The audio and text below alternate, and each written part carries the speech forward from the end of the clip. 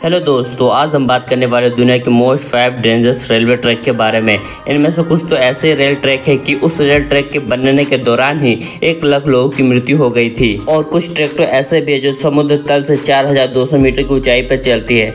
जब इस ट्रैक पर वो ट्रेन चलती है तो लगता है कि बादलों को चीरती हुई जा रही है। एक ट्रैक जापान के जंगलों से होकर गुजरती है। उस ट्रैक के बिल्कुल पास सक्रिय ज्वालामुखी भी है। आइए इन सभी रेलवे ट्रैक के बारे में कुछ अनसुनी बातों को जाने। अब वीडियो पे नए तो वीडियो को लाइक, चैनल को सब्सक्राइब करें। चलिए वीडियो को स्टार्ट करते हैं। पहले नंबर पे Rameswaram Pamban bridge rail route India. जरा सोचे कि आप समुद्र के बीच बने एक पुल पर सफर कर रहे हो। वो पुल जो किसी नाव के आने पर खुल जाता है और उसके जाने के बाद वापस से पहले जैसा हो जाता है। यह पुल इसलिए भी खास है क्योंकि यह 100 साल पहले बना है। 1988 तक ये ब्रिज एकमात्र तरीका था रामेश्वरम को अन्य जगहों से जोड़ने का। क्या खास है इस रूट में? आपकी आंखें जहाँ तक जाएगी वहाँ तक आपको सिर्फ नीला ही पानी देखने को मिलेगा। ये ट्रेन सफर आपको याद रहेगा क्योंकि ब्रिज 2.5 किलोमीटर लंबा और 1 मीटर चौड़ा है। क्योंकि ये ब्रिज इतना सकड़ा है इसलिए आपको ऐसा लगेगा कि ट्रेन पानी में ही चल रही है। ये एक एडवेंचर भरी यात्रा हो सकती है। यह ब्रिज 143 पिलरों की मदद से समुद्र पर टिका हुआ है।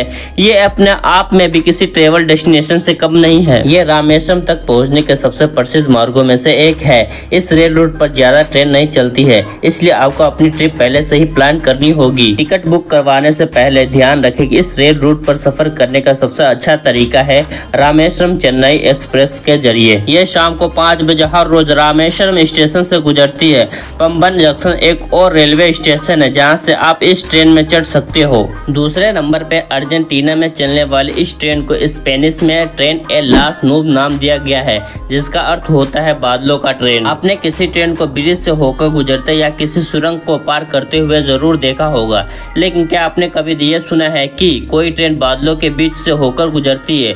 हो सकता है कि इस पर आपको विश्वास न हो, लेकिन यह बात 100% सच है कि दुनिया में एक ऐसा ट्रेन भी है जो बादलों को चीरती हुई चलती है।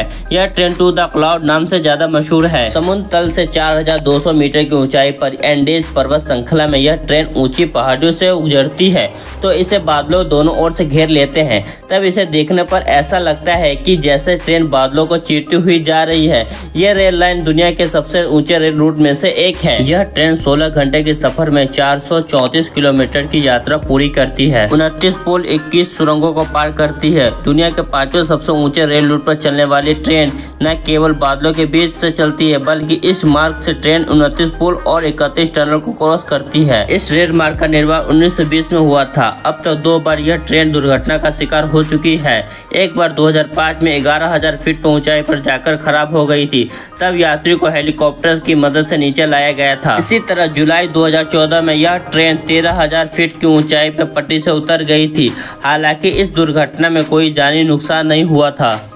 तीसरे नंबर पे डेविल नोज इक्वाडोर क्विटो। यह ट्रैक चट्टानों, घाटियों, उफनती नदियों, घने बादलों, जंगलों और पहाड़ों के बीच से होकर गुजरती है, लेकिन अब तक रेलवे का सबसे प्रभावशाली हिस्सा तथा कथित डेविल नोज है, जो इक्वाडोर के कुछ सबसे लुभावने बने दृश्यों के माध्यम से एंडीज के चट्टानों, ढलानों से नीचे की ओर एक रोमांचक यात्रा है। ट्रैक का यह हिस्सा, जिसे अब डेविल नोज नाम दिया गया है क्योंकि वहाँ कई मजदूरों की मृत्यु हो गई थी और इसे बनने में काफी कठिनाई हुई थी।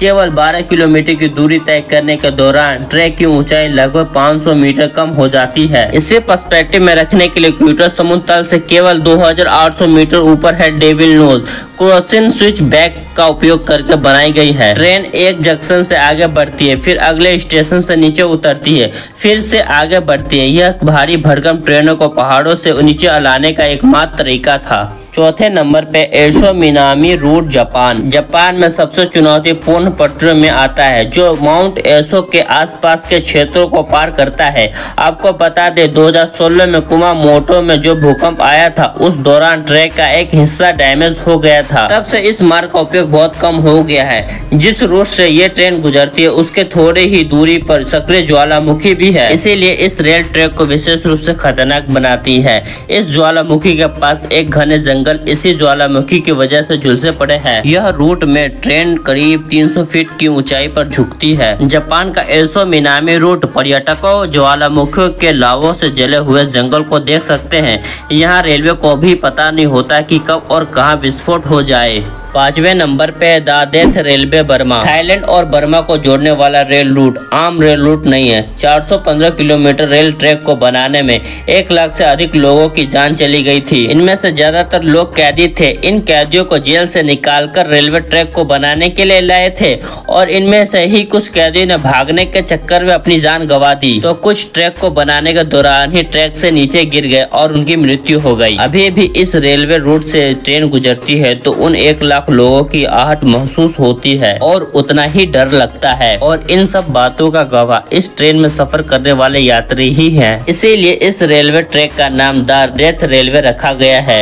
इन 5 रेलवे ट्रैक में से आपको सबसे डेंजरस रेलवे ट्रैक कौन सा लगा, कमेंट करके जरूर बताना। और वीडियो कैसी लगी, वीडियो अगर अच्छी लगी तो वीडियो को लाइक करना, चैनल पे नहीं है तो चैनल को सब्सक्राइब करना। मिलती किसी नेक्स्ट वीडियो में किसी नेक्स्ट टॉपिक के साथ।